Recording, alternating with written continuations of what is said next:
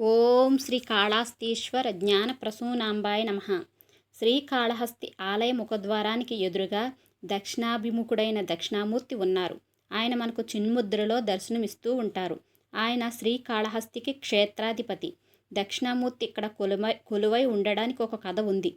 పూర్వం కాశీనగరంలో సత్యయజ్ఞుడు అనే అద్వైతవాది ఉండేవాడు. అక్కడే సాండిల్యుడు అనే ద్వైతవాది ఉండేవాడు.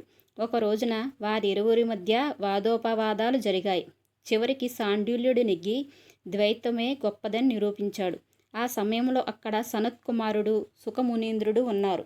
వారు సాండిల్యుని వాదన విని వారు అద్వైతాన్ని విడిచిపెట్టి ద్వైతవాద్యులయ్యారు.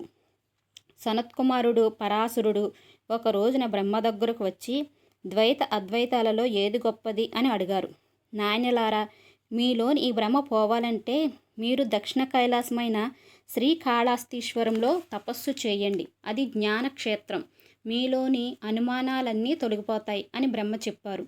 వెంటనే సనత్కుమార, పరాశరులు శ్రీకాళహస్తి వచ్చి తపస్సు చేయడం ప్రారంభించారు. కొంతకాలం గడిచాక పరమశివుడు దక్షిణామూర్తి అవతారంలో ప్రత్యక్షమయ్యారు. అద్వైతమే సత్యం, విశ్వమంతా బ్రహ్మం నుండే ఉద్భవించింది. అందువలన బ్రహ్మం కంటే విశ్వం వేరు కాదు.